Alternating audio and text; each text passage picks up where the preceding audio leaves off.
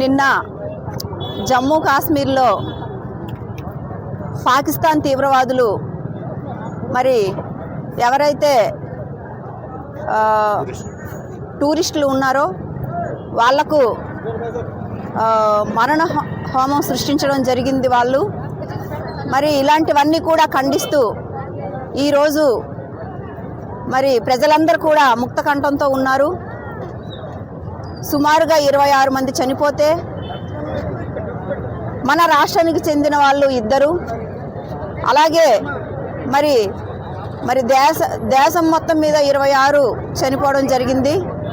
ఇలాంటివన్నీ కూడా జరగకుండా మరి కఠిన చర్యలు తీసుకోవాలి. మరి అసలు మన దేశం ఎంతో శాంతియుతమైన దేశం, అసలు హింసకు అనేది తావు లేకుండా ఉండే వంటి దేశం మంది. ఇలాంటి దేశంలో పాకిస్తాన్లు మరి ఉగ్రవాదులు వాళ్ళు అంటే ఎవరైతే టూరిస్టులు ఉన్నారో వాళ్ళకి ఒక దినిగా ఇచ్చేసి వాళ్ళని హతమార్చడం చాలా తీవ్రంగా ఖండించడం జరుగుతుంది.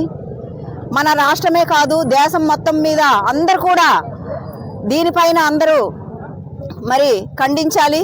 ఎందుకంటే ఇలాంటి దాడులు హింసకి తావిచ్చే దాడులుగా మరి అందరూ కూడా తెలుసుకోవాలి.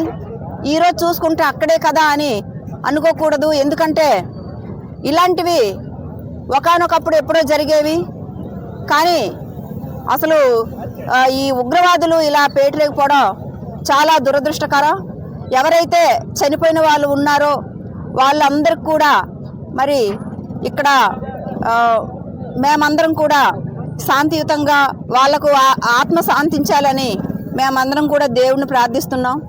మరి ఇలాంటివి ఇక ముందు జరగకుండా చూడాలని మన కేంద్ర ప్రభుత్వాన్ని కోరడం జరుగుతుంది. ఎందుకంటే ఇలాంటి ఉగ్రవాదుల వలన అమాయకుల ప్రాణాలు బలి తీసుకుంటున్నారు కాబట్టి వాళ్ళకి కఠిన చర్యలు తీసుకోవాలని చెప్పి నేను కేంద్ర ప్రభుత్వానికి తెలియజేస్తున్నాను.